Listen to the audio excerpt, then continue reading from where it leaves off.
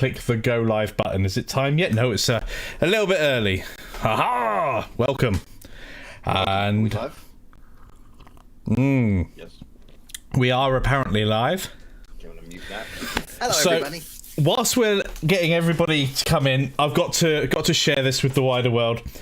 So, at dinner table, we just asked the kids, you know what's going on later, to see if they remembered that I was live streaming to keep the noise down and all that lot.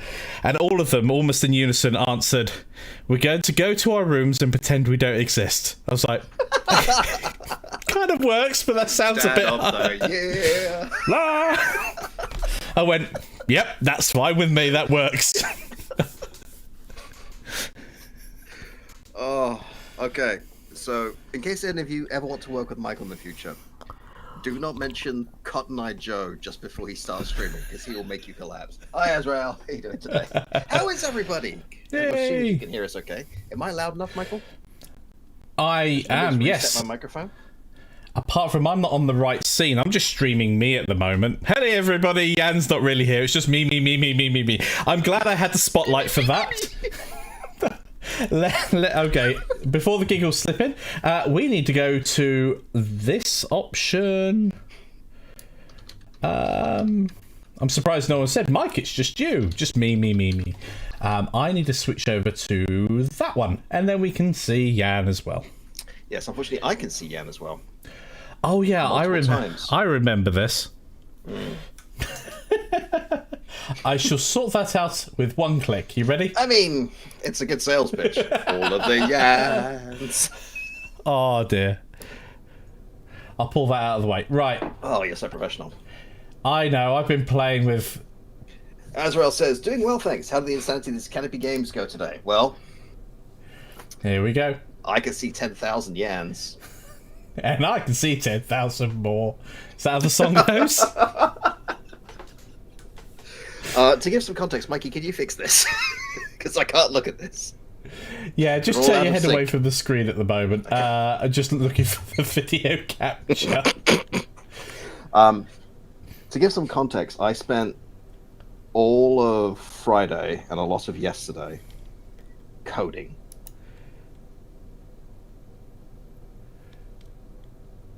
Oh, come back, Jan. Just boot me out, why don't you? I'll try to reset my camera. I spent all of Friday, most of yesterday, deep in code. Saturday was a friend's birthday, so I did a little bit of coding. Trying to get these new ships working, which you'll see in a minute.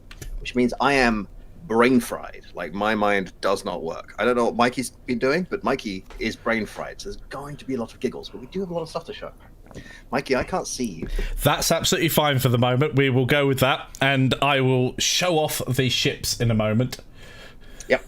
How are things? We are very close to launching a Kickstarter, which we'll talk about in a little bit, to the point where they are currently going through, waiting to authorize our bank accounts.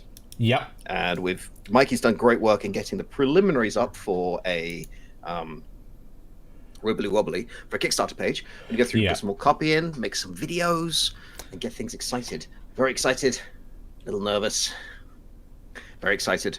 Why am I nervous? I am nervous because every time I do a major project, if it's a new course or I'm teaching a new class in the real or a new video comes out, my imposter syndrome kicks in. Oh, they're gonna know I'm no good at this every time. So I'm at that stage. We're about to launch, and people are going to see my game, maybe play a demo version, and they go, well, this is no good. He doesn't know what he's doing. And I know that's not true. The game we have is good enough that if Mikey and I aren't careful, we won't do any work. We'll just play the game. Yes, it's become a lot of fun. Yeah. I should also point out that... Wait, where did Friend come in? Nope, never mind. I'll deal with that in a minute. Mikey, what have you been doing? I have been in the background making a ton of assets for the course. That's been what I've been focused on for the last week. It's quite interesting trying to make things like bridges and overpasses fit in to the current structure that we've got, especially since we've drawn the track first and kind of placed the assets in afterwards, rather than... I know. It might be best that I don't fiddle around with camera settings like ever again. Our wibbly wobbly Kickstarter is better than the original ones. They are. They're timey-wimey. And bow ties are cool. This is very true. And I don't care what my girlfriend says. Matt Smith was the best Doctor. Mikey, you're two blubby blobs. Yeah, Discord's doing that annoying thing. So I'll go back to my lovely Disney Pixar version of me. How are you going to show us things if you can't show us things? Well, I'm still sharing my screen, so I can still go ahead and load up Godot. Okay. And I'll do that just on the other screen here, because I think we should show people what the game looks like at the moment. And I'm going to let Jan tell me what to do so we can show off it in the best. I love this shiny things. Top secret projects going on there. I can't see your screen, so I can't tell you what to do. Ah, yes. Well, I've loaded it up, and I'm going to go ahead and press play. I think you should play the game and let them see it that way, and I'll watch 30 seconds behind. You can talk us through the different hulls and teams if you like. Yes, so I'm going to make this larger, and then we're going to go through select team here. So, Jan's done an awesome job here. We can cycle between, is it 4 different ships at the moment? 4 different hulls, yeah. Yeah, 4 different hulls.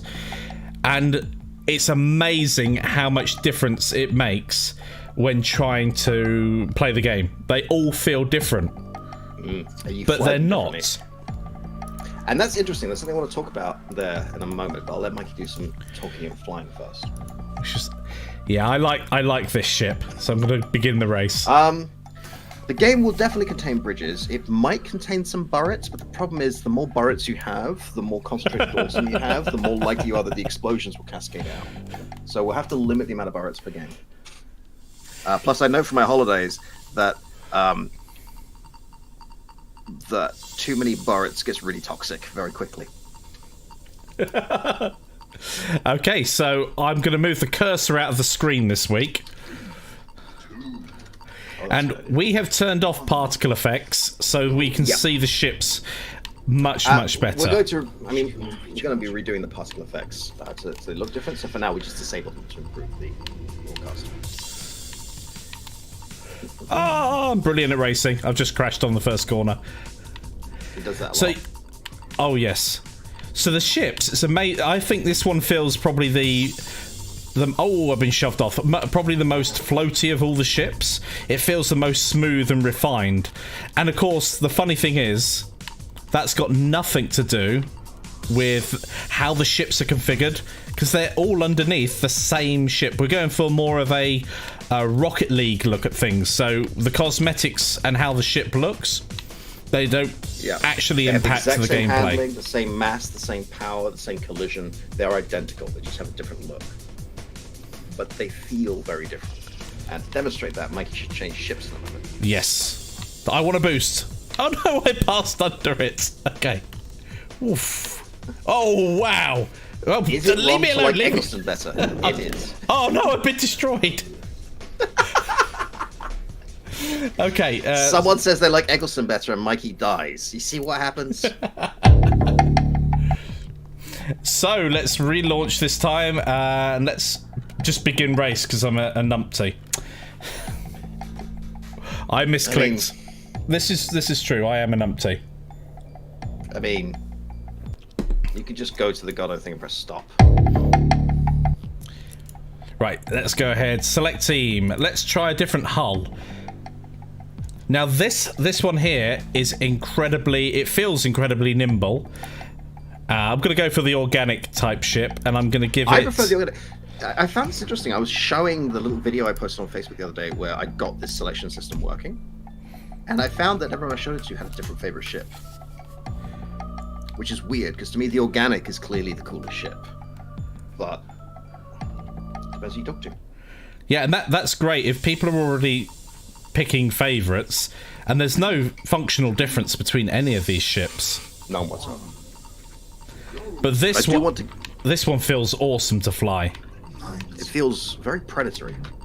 Like, those Manta arms just feel scary. Ah! Crash, crash, crash. Oh, the new shield effect that you can see on screen at the moment.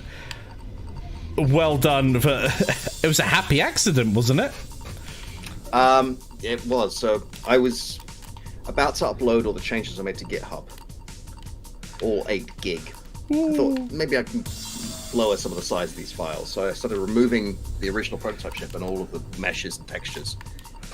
And in doing so, I accidentally deleted the shield effect I made. So I thought, well, I'll just make a cylinder, and it looked way cooler. Amazing how one little change can just impact the game significantly. Now, it looks like I'm flying far, far worse than I was on the first round. And I feel like it, and I'm not... There's no difference in the ships. That's the really annoying thing. That when I flew this the first time, I was like, Jan, have you put in sort of customizations on the ships? So this is an interesting thing. Someone on Facebook asked if I was going to put the stats in for each ship, and I pointed out there are no stats for each ship. They handle the same. He said, well, maybe you should put that in. And we've made a deliberate decision not to do that. But, and this is something we've talked about in previous things. I don't know if we talked about it with this. We definitely talked about it with Godot Getaway. There was a racing game in the 90s, early 90s, called High Octane. It was done by people who did Populous. Not Bullfrog before that. Yeah, it was Bullfrog Studios. Yeah. And High Octane was a futuristic racer where you could unlock ships with different stats. What they did was they made the stats a bar on the screen that did nothing. Each ship was identical. Each car was identical, but people drove them differently. So we've got the same idea here. We've got identical ships that feel very different. And the that Delta feels big and heavy. It does. And you fly it like that. I like the organic because it feels like I could slip between craft and then fire weapons in the right place. Mikey likes the Vapor because is it the Vapor or the... We need to rename these ships. We have a ship called the Chunky. Do we? Yeah, and it's the smallest ship. Was it Clunky? Did I mistype Clunky?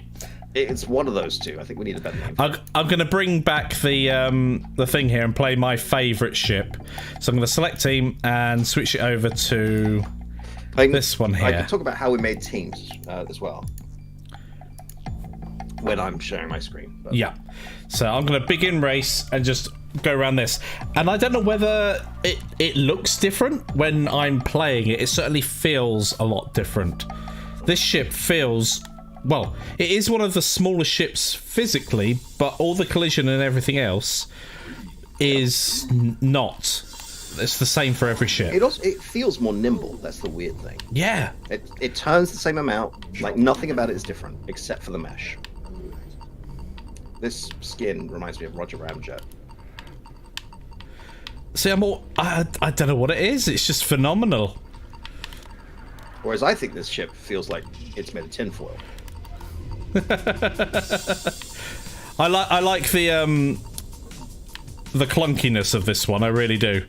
But it's just, if you imagine sat in it, it is literally just a nose, 2 engines, and the rest of the ship. Someone's dead already. Player eliminated. So yeah, it's really coming together now. We've got these various ships. We've got the music in place. I've also improved the lighting because people were starting to say there's not enough contrast. And that was because we're only using ambient light. So fine, I'll put in a big directional light and some shadows. Yeah, there's loads of things we could do cosmetically to the game. I still want to change the concrete. Yeah. Well, the thing with cosmetics, of course, is until we've got the gameplay nailed, and the gameplay can drive the cosmetics quite considerably, we end up creating a ton of assets that just get thrown in the bin. So we're very conscious of not utilising our time the best that we could do. Yeah. Jelly says, perception of what the ship reacts to your input affects your actual input compensation. I think I need a lot more coffee to understand that, Jelly, but I think I know what you're saying. Ship looks different, you fly it badly. Yeah. I think you should try the Delta, show them the difference. I know we just give you a tour of the different hulls right now.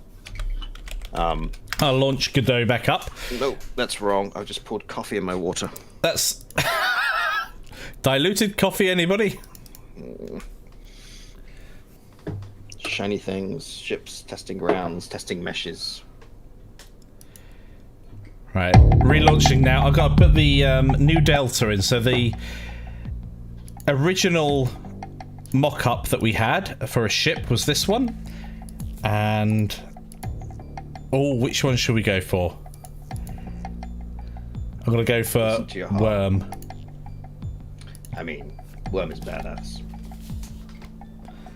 Bom, bom, bom, bom, bom. I've started making extra sound effects on top of the ships now. Yep. Which means that's the next thing we've got to do, isn't it?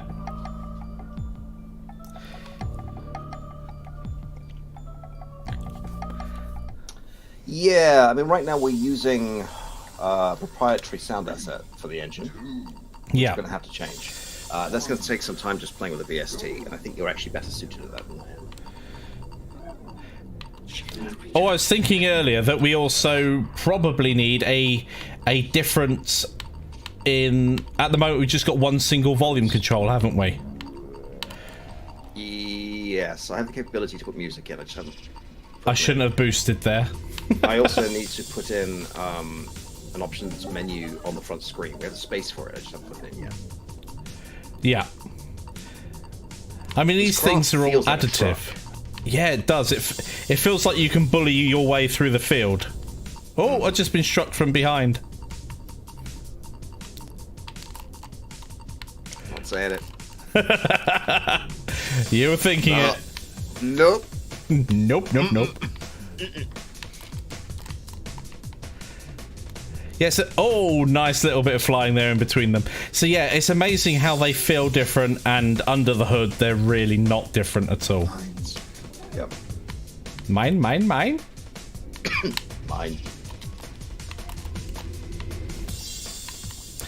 And of course, we've mentioned this before, the brake itself is not...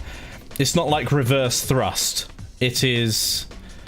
linear dampening. Yes, it's like putting air brakes on. So you can still throttle up at the same time as braking, which gives you a lot of control. There's something hypnotic about watching these things bounce around the place. Wow. I love that shield. Yep. So here we go. Ow, ow. I'm trying to show off my ship here. Stop hitting me. Whom. Nice. Okay.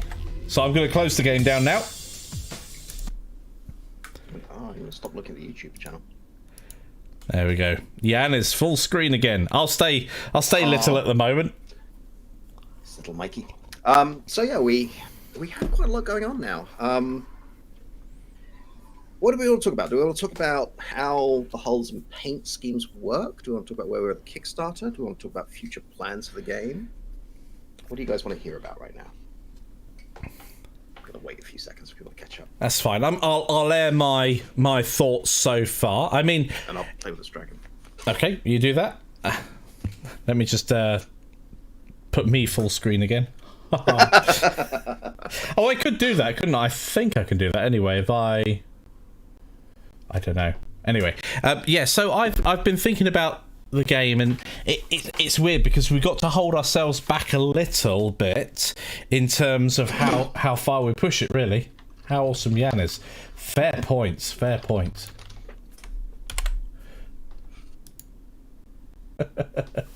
Okay. I think that we have a quorum. So I made myself full screen, so I can just alternate between me and Jan where we're talking if I wanted to. There we go. I put Jan back again now. I didn't realize I pushed the button, and I did push the button. Good. That's great. Because I can't see what's happening because your Discord is broken. Yeah. Never mind. Mikey, what were your thoughts? So the game itself is almost a complete game at the moment. There's lots of polish to be done. There's lots of tweaks to be done. But essentially, it's reaching the point now. It's reaching the point now, the same as Godot Getaway did, where we've got a playable game. It's lots of fun, even though the AI of the other races at the moment isn't where we want it to be. It still is workable, and actually they do give a good challenge despite they all bundling into the corners. That you can still race alongside them, and they feel like beginners at the game, essentially. So I think AI definitely needs a a few different options in there, a few different difficulties, so they're not all bundling into the corner. It gives away that they're artificial, that everybody just plows into the corner with them. I mean, I was talking to Bass this morning, and he was saying he wants to find some time to put in some more AI states and more of a decision tree. Yeah. Which I think will really help. There's a few things we need to put in, like at the moment when the game is over, it just pauses and prints out who won. Like we should have a victory screen and stuff like that.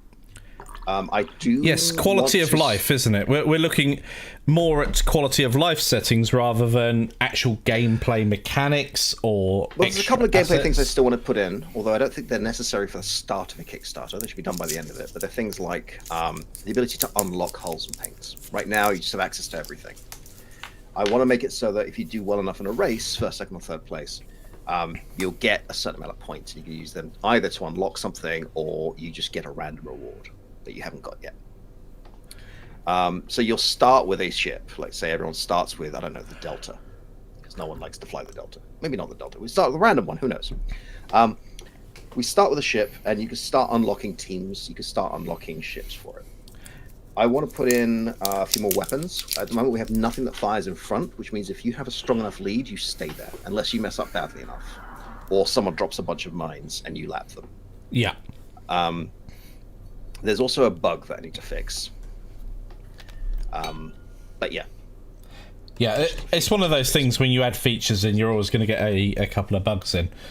It's just part of the course. So the material settings and how to tweak between them, it was quite a challenge to do that because it is significantly different from what we had previously with Godot Getaway, isn't it? It's a different material selection system. Very. So Godot Getaway, there are two vehicles, and we've built them in such a way that the color we're changing is the same material number, the same mesh plane, right? So all we have to do is say, set this surface to that color or to this new material, and it will do it. Yeah.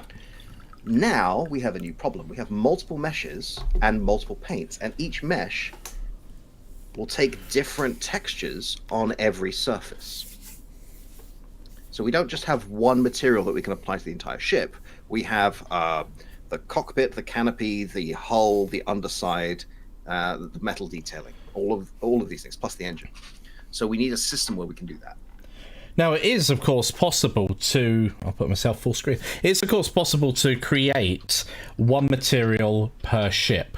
And the reason why we haven't done it at the moment is that is really an optimization stage. If we had to do that for every ship so far, we would end up in a position where producing the assets would take a lot longer than just tweaking a couple of materials and outputting it. So really, that would be part of the optimization pass at the very end of a project, where you would bake all of those different textures down to one set of individual textures per ship.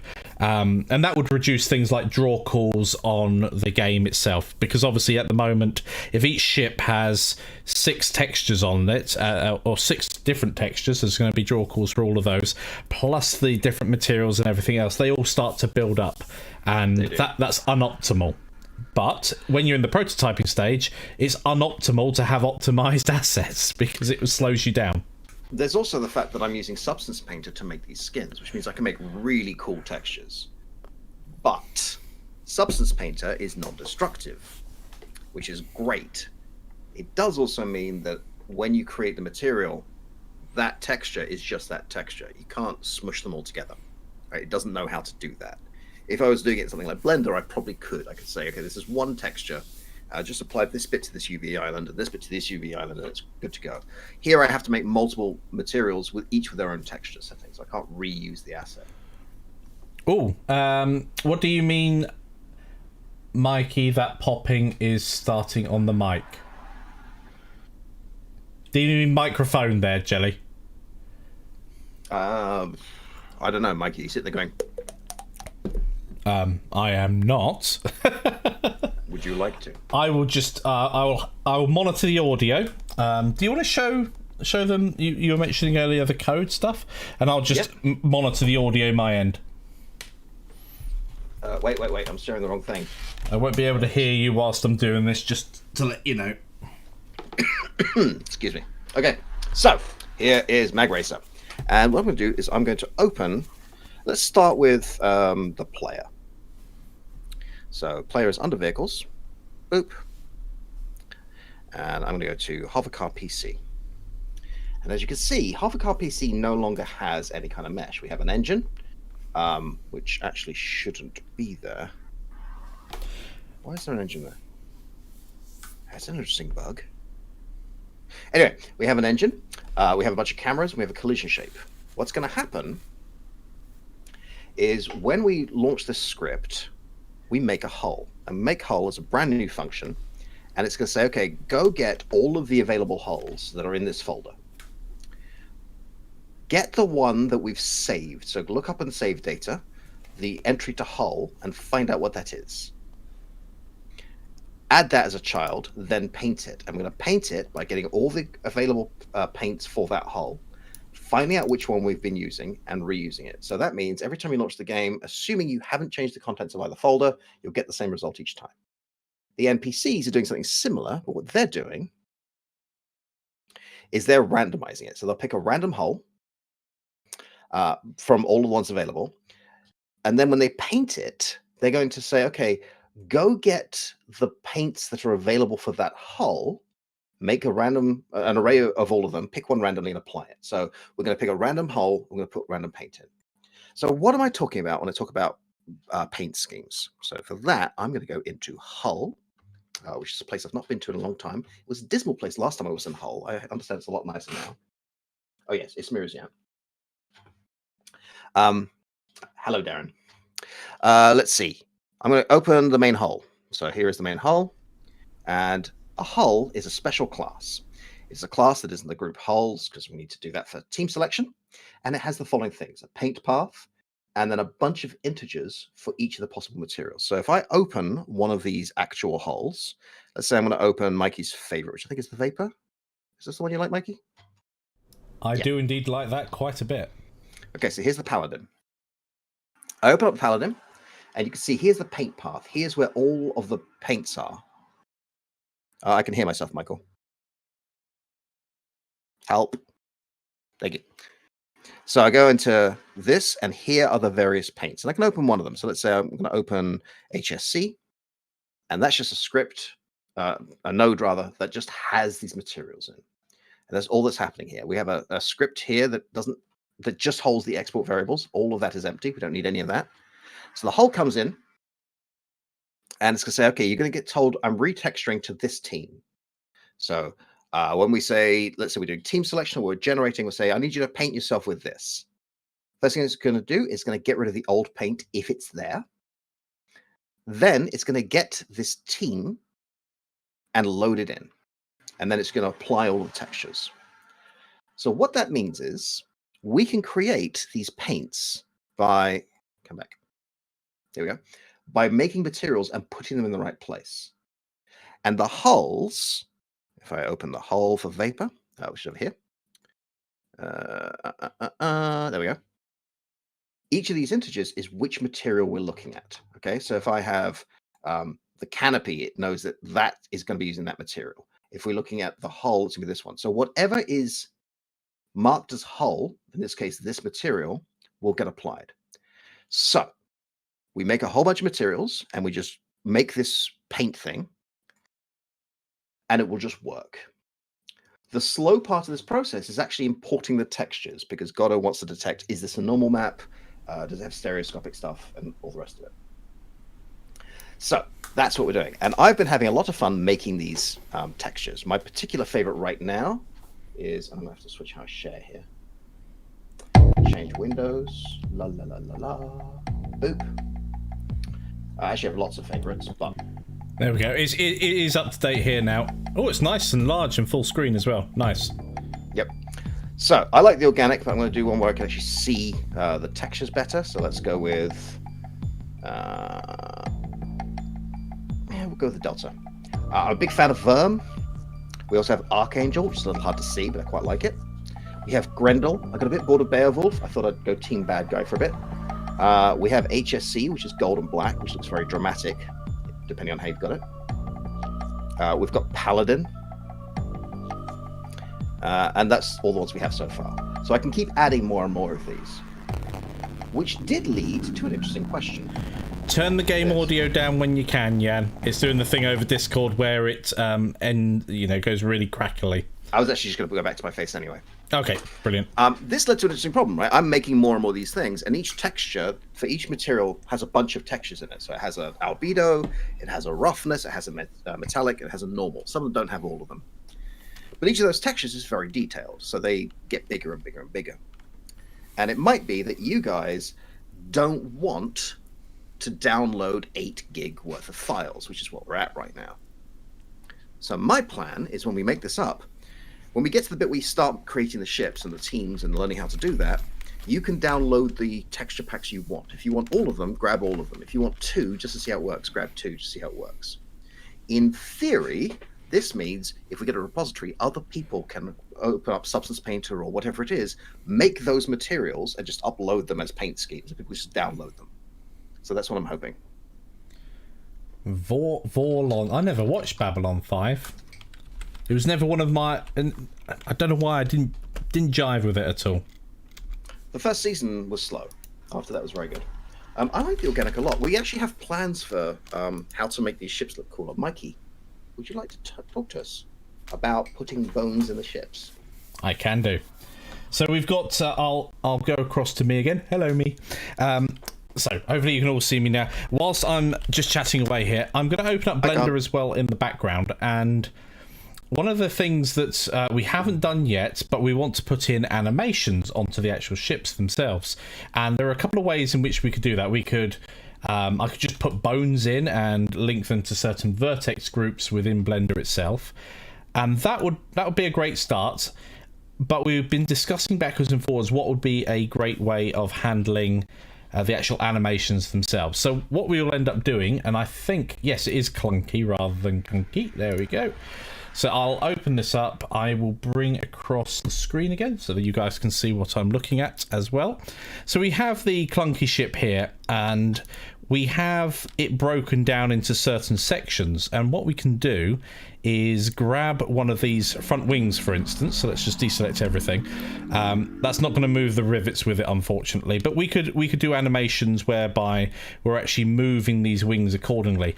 And what we'll end up doing is basically taking what we have here and putting a bone in there, and once you put a bone in there, we can animate it. Jan could then tween between those different animations in the animation player in Godot and control how much of each state we're in. So, for instance, I could actually get cooler than that. We could, I'll just put these both. Well, I'm leaving loads of stuff behind. It's horrible. But for instance, if we were rotating both of those around, that could be like a full brake state where it's got the call them air brakes there. Then each ship will have a slightly different way of handling all of that. And I think the next pass, I'm going to have to sort those rivets out and make them just part of the texture rather than anything else. Don't do that. No. If you change the mesh and the things, I'm going to have to recreate every single texture. Yes. The we are now at that point where that is what that looks like. Yes. If you can add a bone without it breaking, yeah. Right.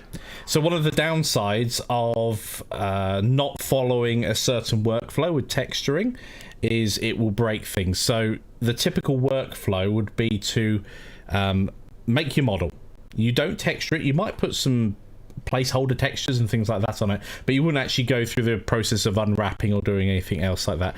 After that comes the rigging stage, and that typically gets done, and we're not distorting this. There's not going to be any organic movement, so this isn't going to screw up the texturing stage, but generally you would rig it before you ended up texturing it, because if you were distorting your model, you'd want to see how the textures actually were impacted by such a change. So with this, if I go in now, and I'm not going to save this, if I go back to this screen here, in fact, I think that will work better. There we go. If I was to come in and say, oh, I'd really want this really cool bit at the back here, I've just made Jan's day really hard, because, or my day if I'm doing the texturing, because now the whole thing has to be re-unwrapped, which is likely to mean that there's no texture space available on the UV map to put that on. So you have to redo all of your textures again. So in general, bad idea going back after you finalized the model and pushed it through to go ahead and tweak your model like this. Now, one of the things I will say is that when it comes to the pass that we're doing here. Obviously, we're going to end up having to redo a lot of this anyway, just as part of the process of producing any course. Certainly at the first level that we're thinking of for the Kickstarter, there's only going to be the coding side of the course. So these will be whatever final assets we actually get to, they'll be included in the course. Now, one thing that won't be in there unless we reach a certain stretch goal will be a modelling course, in which case we'll deep dive into everything that I've just talked through there, making sure that we've got our workflow sorted. Ultimately, if you're working as even if you are a big team, if you waste, it's not really wasting time. If you're not thoughtful about the process you're going through, you can end up wasting a ton of time.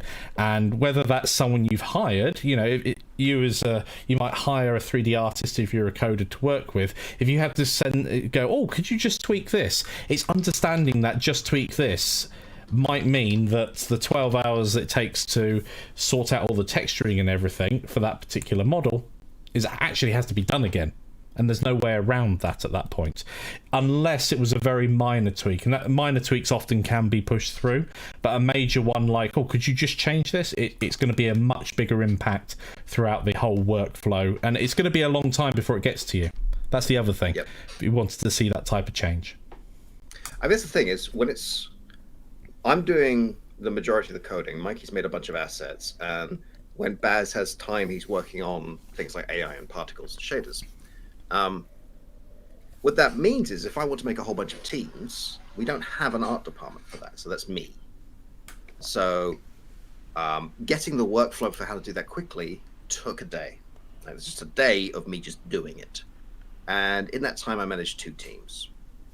After that, I managed to get to, I did the other 3 teams, however many we had, in the following day, and I had time left over to start coding.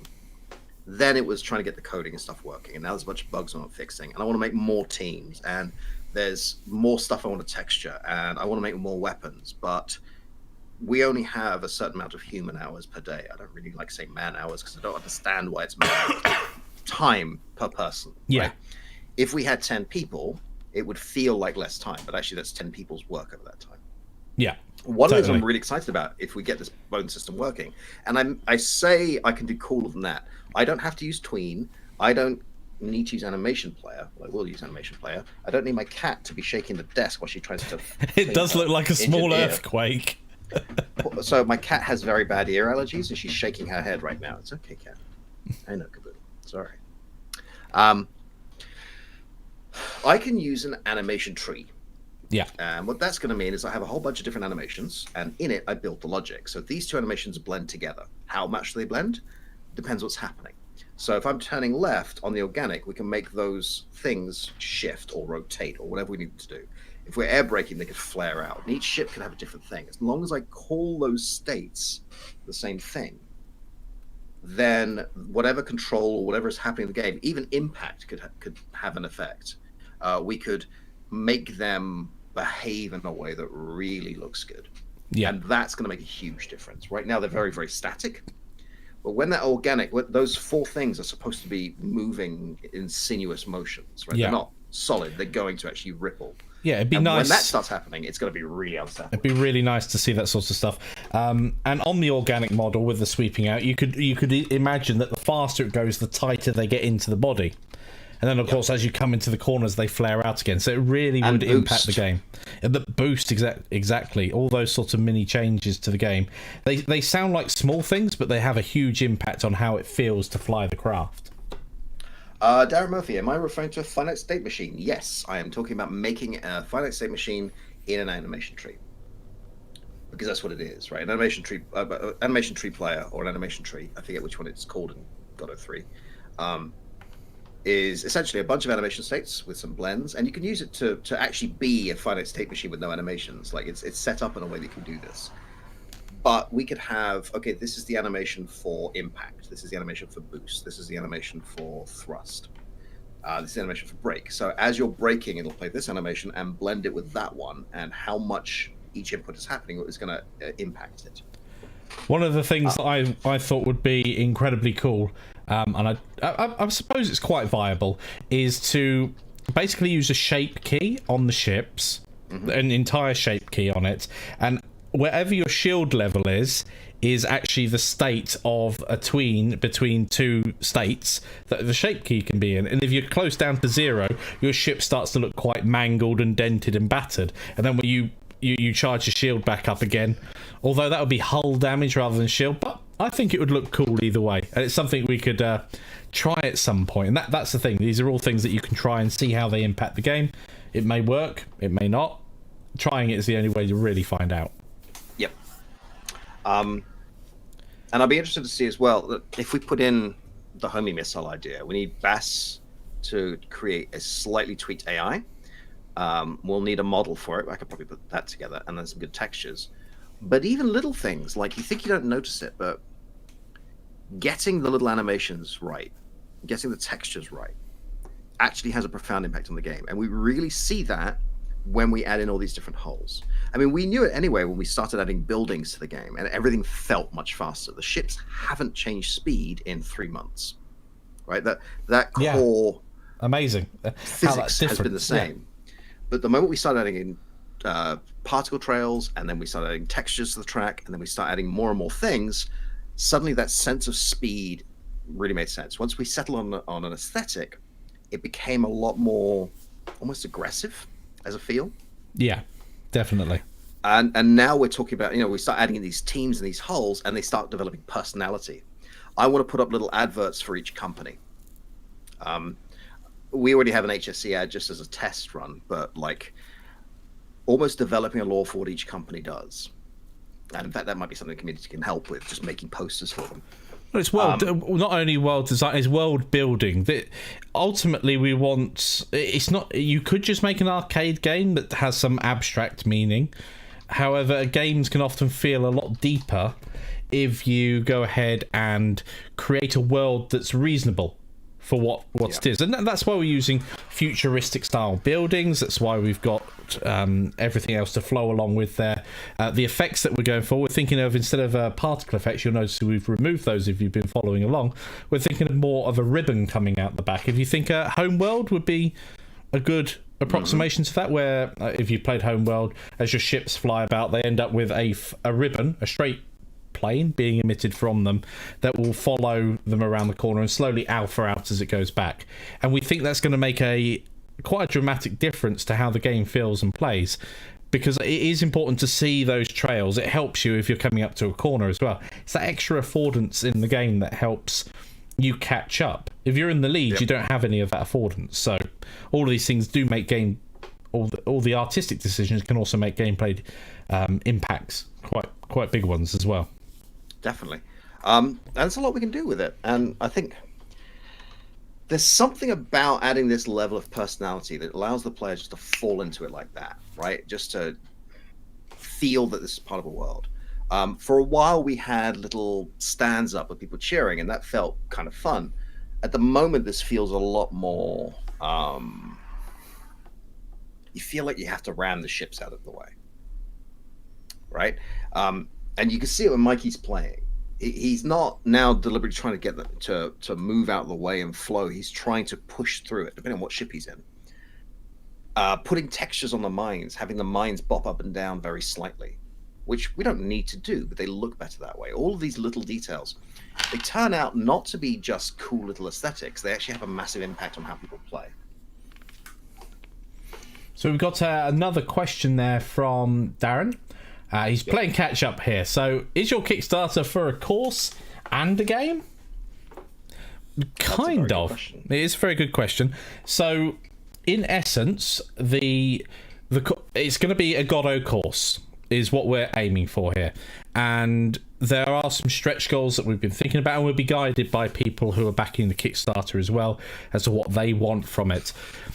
The first Kickstarter sort of stretch goal that we'll go for is a companion course. So much like Godot Getaway, we had a trio of courses. We had the coding side, the aesthetic side, the modeling side, and also the music. And the great thing about that was it was a holistic view of how a game would be put together, and also how design decisions on one end affected what actually happened within the game. And so that was a big move there. Now, whether or not it becomes a full game, I'm going to hand it over to Jan. So, and we've talked about this in previous streams, but it's worth mentioning. We love working on this game. We would love to do that full time, but to do that full time is 3 people, because we're including Bass, working on this and making no other income, which means we need to raise enough money to make that viable, which gets expensive, especially when you start figuring out things like tax. However, 2 possibilities. 1, we hit that insane number.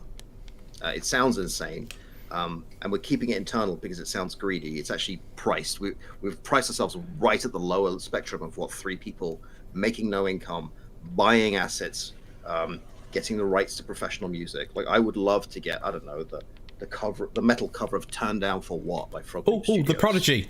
Just a track by The Prodigy in there would be amazing. Track by The Prodigy, right? I should get the licensing for that. Something by Prof, something by Run the Jewels, something by Skunk Anansi. I don't care, right? Nine Inch Nails. Oh, let's get some Nine Inch Nails in here. Focus, yeah. Segway alert! Segway alert! Yeah, we can hire some segways. Yes. Oh. Okay, we've just designed a new game.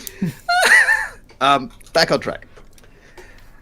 If we reach that number, then the idea is we make the course with all the stretch goals, and then we spend the next 2 years making a professional level indie game with all that entails, right? Including a course off the back of that with... Yeah, we make the course. Yeah. And in doing so, we also start working on something with a campaign mode. At that point, we'll have hit multiplayer. There's a whole bunch of other stuff that goes into that, right? Something that we would feel proud to launch on Steam. Steam integration, right? That's a huge thing. Or we make the course, assuming we hit the Kickstarter, as planned with whatever stretch goals we have. And then we look at running a Patreon so that we can spend a few hours every week, keep working on it, and not feel like we're wasting everyone's time. So hopefully that answers the question. Starting with the course, and if enough support and interest rating increasing, yeah, totally. I mean, there are several ways in which we could approach this. We've talked internally about maybe something like a Patreon, but of course, it has to actually be bringing in enough to support the development of a game as well. So it's a tough balance to have. And maybe, if it doesn't reach this really miraculous figure, then it's perhaps something we can circle back to in a future iteration of either this or another game like it in the future. I mean, that's the thing. We've been doing this now. I've been doing it for about 6 years, teaching people. You've been doing it all your life, really, Jan. So it's been no. 11 years. 11 years, okay. So we've got a combined arsenal there of a lot of years, and we love seeing people grow. But it's got to be sustainable for us as well as putting out content. Yeah, I mean, unfortunately, we have to pay rent, or in my case, a mortgage. We have to pay bills. I have student loans to pay off still in my 40s. I have a cat hat to keep happy that you guys can't see, but you can. Yeah. There's a lot we have to take into account. It's a lot of realpolitik, right? I'd love to do this for free. I really would, but I need to eat. And yeah, making a game, we've been working on this game for a few months now. I mean, it just started off as a simple little. I wonder if we can make a racer using a curve. So I'm gonna jump in there, Jan, quickly, because one of the things I was talking about just before we came on stream, apart from the other thing that we will not mention. I taught Mikey what a furry was. No, it wasn't that either. So one of the things I look back at, and we've committed to doing weekly these live streams to keep you guys up to date, to invite new people in, to hear what your ideas are, and just give you general what's going on. And I looked back at I was like, oh no, I haven't done a thumbnail. So I just quickly looked back at what had been done before. I thought I used the one with the ships because we've added the new ships in now. That'll be really good. But during that process, I was looking at the previous thumbnails, and I was like, Jan, less than a month ago, we didn't even have these extra ships. And I looked quickly back at that live stream, I was like, wow, it's coming on so quickly in just that month. Well, we figured out a month that ago, focus. we only just got particle trails in. Yeah. I'll be back in a moment, Mikey. I've been drinking a lot of water and coffee. Oh, it's my turn, is it? Yeah. Bye. Okay, so Yeah, I've been really excited on just the overall progress that we've made by just putting our focus down and into it, and I'm really excited of getting this Kickstarter launched. Now, one of our goals was to actually launch the Kickstarter today, but during the process of setting up the Kickstarter, we realised that there are a few extra hoops you need to go through if you're doing it as a business. So Kickstarter have now verified we say who we are, and we're waiting for them to sort out the payment details. I've given them the international banking number, all that sort of stuff. So that's coming together really nicely. We're going to start putting together all the copy for it and everything else, and explaining clearly, hopefully, what people get, what they don't get, how we want to structure the course. One of the big questions we get all the time is will this be a multiplayer course? At the moment, the answer to that is a no. We did multiplayer in the last course. We were already doing so much in this one that we didn't do previously that there's more than enough topics to cover in one course. And that's one of the things we want to try and avoid as much as possible, is making courses too big. It's lovely to have this absolutely massive course that people, absolutely love, but it can feel, as a student, very... Hello, Jan. Jan is back. Hi. So it can feel very overwhelming if the course is too big, because it ends up being too many things.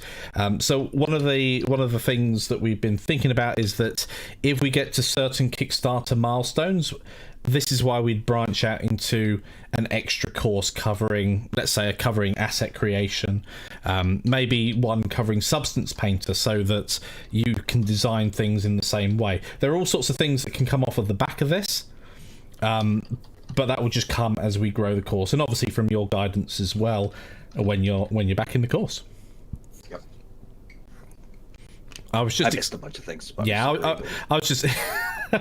I thought you were. So yeah, I was just updating everybody on the state of the Kickstarter itself, because one of our plans was to launch it today, which unfortunately didn't happen because we didn't realise that Kickstarter would require all the extra 3 days verification for this and all the other things. And frankly, even once that's done, we're going to have to put the video together and check the copy and get some hype out there. We're looking... Have you talked about what's going to happen if we don't hit funding? No. Okay. So if we don't hit funding, we're going to do a much, much, much smaller, simpler course, which is basically going to be how to get that kind of physics effect going in a game. Yeah. Right? That makes sense. So make a magnetic track, maybe use a curve, maybe not. Maybe I'll show you how to extrude a mesh across the curve. The whole track we've got is a path that I've drawn in Godot, made a curve out of it, and then told it, okay, make a mesh that follows that, and then do the walls, and then do the collision shapes on the other side. So that's one thing with a Kickstarter. It's one of the downsides of a Kickstarter. If we became 99.999% funded, yep, that's it. It and by the all or nothing. When the bell tolls, that's it. It's either all or nothing. So that's just one of those tolls. Dong. What do you? And that's one of the things that if you are excited about this, you want to support us, then it's just getting the word out there. And it is great hearing from other people. So it's all very well us jumping onto forums and saying, hey guys, have you seen this? If we do that as self-promotion, that's obviously frowned upon a lot more. And this isn't a call to arms, by the way, of go and spam as many. No, we don't want that. But if you genuinely believe in what we've done and you like our stuff so far, it'd be amazing to just spread the word about it. And we should point out, so we're going to be asking for about, have we talked about numbers yet? No. Okay, we're going to be trying to raise more than we did with Godot Gets Away, a significant amount more, not like a crazy amount. But what we've done is we've said, okay, how long is this course, just as a base course, going to take? The fact that we're going to have to get Bass to come in and do some of the sections because he's writing the AI, right? He is simply better at it than I am. He knows shaders. My shader skills are rudimentary at best. So what does that mean? Right, just from a sort of other stuff I can't be doing. How much time is it going to take? The fact that it's going to take a few months of prep work with no income coming in from this course at all, right? And again, got to pay rent in my weird little country cottage in the middle of nowhere. So the idea is we need to make this as exciting and as polished as possible, right? That's why we've been spending so much time getting the look just right. You don't need the look to understand how to make this as a code. but we're also teaching how to make the game.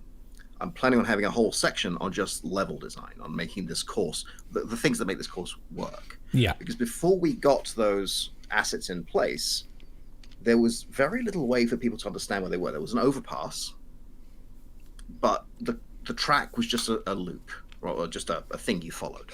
Now there's little sections, right?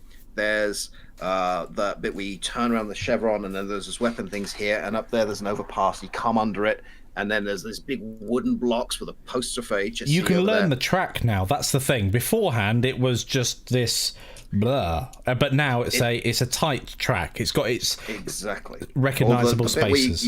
There's that long straight drop, and then there's the statue of Maddie above the buildings at the top, right? You understand the level, and there's a design in that. There's this bit where we're talking about little chicane, and one bit that you might not even notice, but it's part of the track and you feel it. There's a bit where you go through a financial sector. Oh, can I scope creep for a second? Sure. You know, in games like this, you can pass over chevrons on the ground that boost you the moment you go over them. Yeah. That would be awesome on that straight. So you come around the corner and you're going to get boosted. If you don't line up, you might get boosted to the wrong place. But I was thinking of also putting weapons up there. Yeah. So you have a chance of getting a boost. Yes, that'd be nice. So yes, that is the Bastion we're talking about. Yes, it is. Yeah. And hi, Carl. How are you doing? I've not heard from Carl in a while. I hope you're doing all right. Good to see you, mate. Or hear you. I can't see you. I mean, I've seen you before. We had a lovely dinner. But... Yes.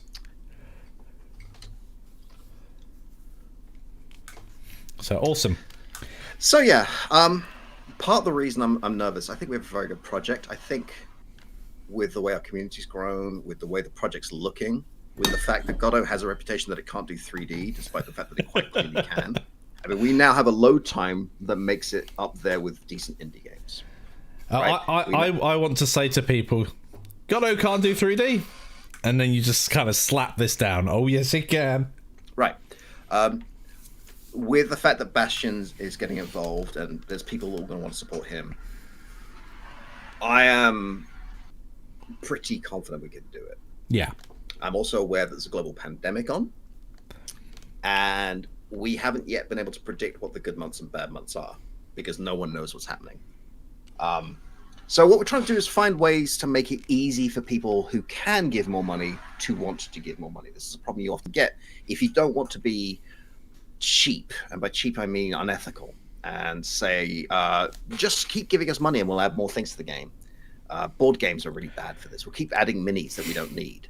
We don't want to become Star Citizen, and we don't want to go down the route, as you mentioned, of the board game companies. Because features are just that. They're just extra things you tack on. We want to make sure that this has a really deep-rooted fundamentals approach to actually designing such a game, rather than, we'll just add this shiny on and that shiny. So there's a couple of things we want to do. One is the idea of, what do we call it, Collector's Enthusiast Edition, right? Which has a whole bunch of extra stuff. Things like the original DAW files for music, so you can make remixes and stuff like that. We also are talking about an add-on system, and we have to find the right company to manage add-ons because Kickstarter doesn't do them automatically. So we have, for instance, a limited amount of, we'll make a team to your specifications, or we'll put adverts with a logo that you like in game, within reason, right? I'm not putting genitalia in the game. Just chuckling away. I'm not on camera at the moment, so I can chuckle away all I like. Yeah. Star Citizen is the ultimate feature creep, right? To the point where I actually have problems with the way they're funding the game right now, because I think charging people for these huge carriers for an entire guild, or a special hunter class, and saying, well, you can earn it in game, but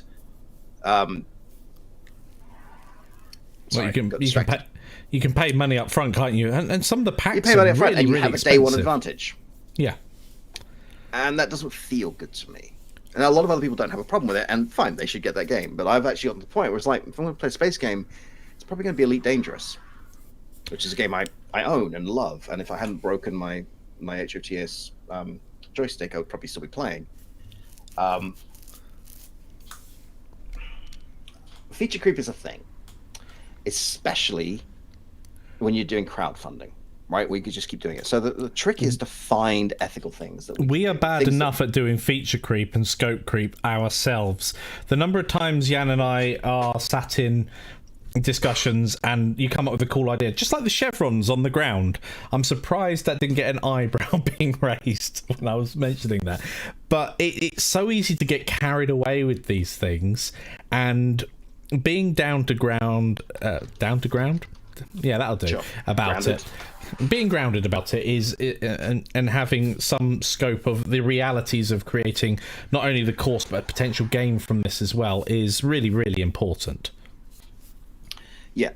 So part of that is when we're designing a Kickstarter, what is the minimum we would need to make a course that involved with all the little bits and pieces in there to make it that polished, make it worth the while?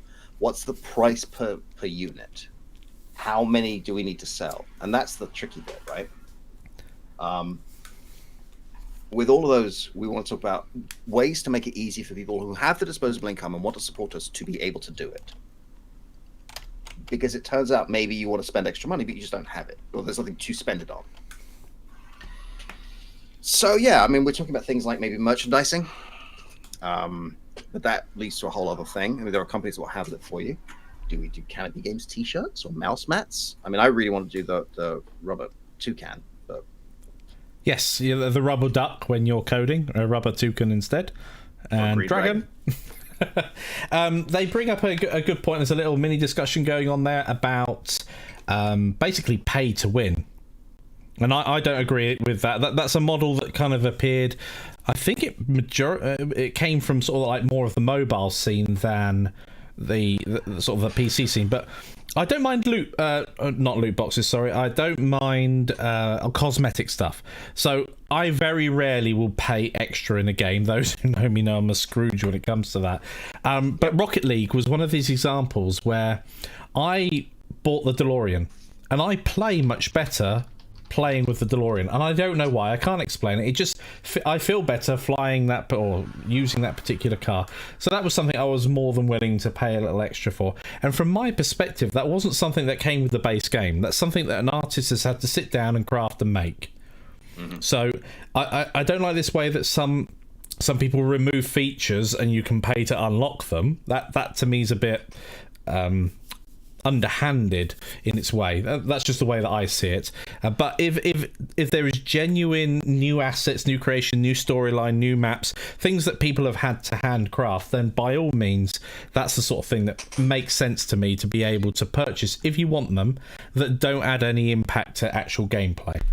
And there's also a thing that people often do with Kickstarter, which is, and board games are really bad for this, exclusive content just for the Kickstarter backers. And we have to be careful with that. Because on the one hand, it's a great reward for people who backed us early, but on the other hand, it's penalizing people who didn't know about the Kickstarter.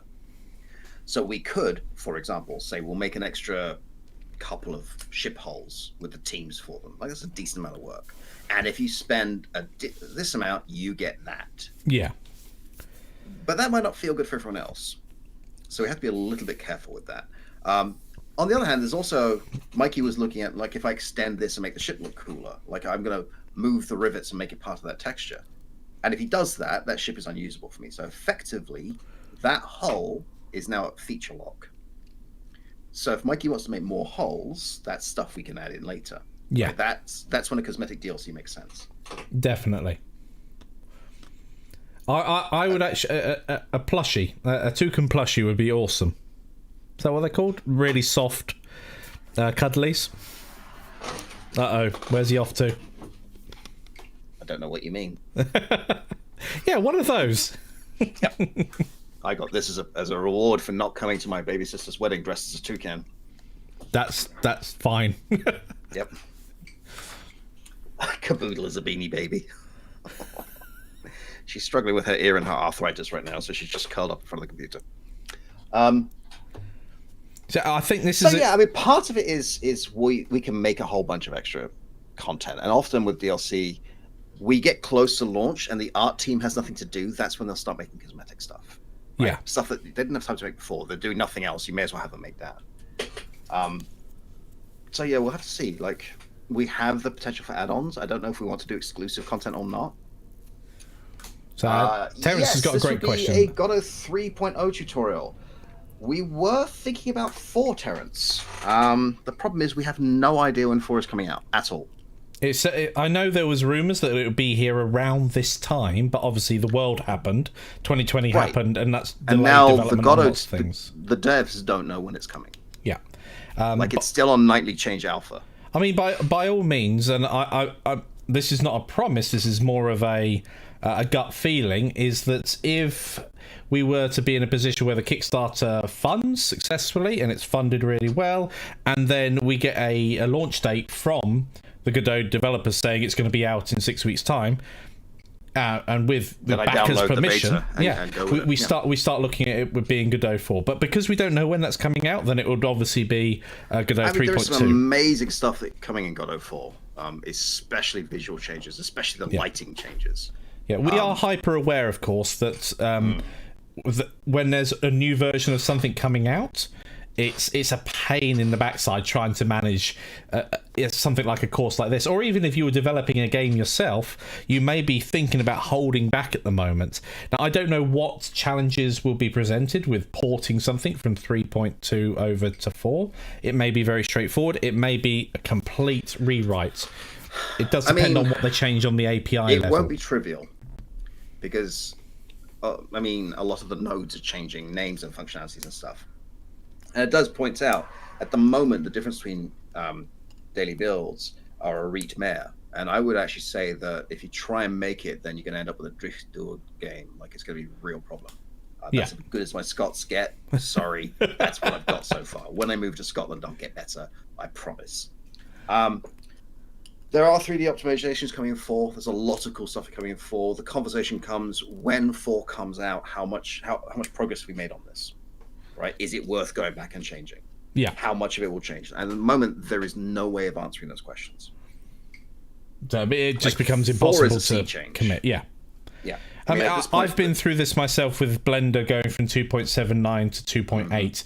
There was a significant difference. And during the alpha stage, I even got caught out. I thought, and then they went to beta, 2.8 beta. And I was stuck in this position where they started changing the names of things and where things were laid out. And that's not just patching a course at that point. That's hitting a reset button and having to rewind back and just record that bit again. There's no real way around that. Just as a learning journey experience for a student taking it, being told to do something else and remember to do that other thing that you're supposed to do each time that I mention something else is a real nightmare to try and handle. Yep. And plus, I'm sure the layout of the interface will change by then. Yeah, I mean, that itself, if a layout change, that can completely ruin a student's experience. Yep. The apply modifier in Blender changed dramatically. It's changing again with 2.9, yeah. Yep. So yeah, there's a lot of stuff going on. We're hoping the Kickstarter will launch probably in about a week at this stage. Yeah, I feel that's about the right timescale. Probably during this... Yeah, this weekly quite briefing, possibly, yeah. Whatever we're calling it. We're really excited. We want to get a working copy out to a few people to get some feedback on at some point. There are a couple of interesting bugs right now. Like you will go from 1st place to 12th place. That's a fun one. If you lap everybody, you can win, but if you don't lap everybody, then you lose, even though you're in the lead. Yep. So yeah, Darren, yeah, I'm personally sorry about that, but I no longer work with the game dev team, so I couldn't do any more updates. I had lots of things planned for it, and unfortunately that never came through. So that course is in the hands of game dev and how they decide to update it at the moment. Yeah, I mean, it is what it is, unfortunately. And yeah, I think we've got a little over an hour now. We have done indeed. Has anyone got any questions, comments, thoughts, interpretive dances, or jingles they want to share? What he said. I was just about to switch over to you, and instead of doing that, I pushed my stream deck away rather than going, there's Jan. Yeah, we always open up to the end. If anybody has any questions, suggestions, as Jan said, interpretive dances, that's all good. This is the time to air them before we disappear. It doesn't have to be about Magracer. If you've got another question, of course, if we can answer it, we can. Really? Any other question? Yeah, why not? Mikey, why mayonnaise? Why mayonnaise? I don't like mayonnaise. So, No, I hate mayonnaise. yeah. Why is there mayonnaise? I don't know. But perhaps people had spare eggs and they needed to sort that out. And they wanted to make them evil. Evil eggs. Yeah, Evil eggs. I'm not a big fan of mayonnaise. I will admit that. Anyway, any questions to do with... So you have to be careful with any questions, because when I was teaching theatre history, I remember there was a class on pre-revolutionary French theatre. And we get to the end of the class. I say, does anyone have any questions? Yes, Jim. Do you celebrate the 4th of July? No. Why? We lost. Has anyone got any other questions? How about Thanksgiving? No. Why don't you celebrate Thanksgiving? It didn't happen in England. It was Thursday. Has anyone got any questions about theatre? What is the answer to life, the universe, and everything? 42. Either 42 or Yan.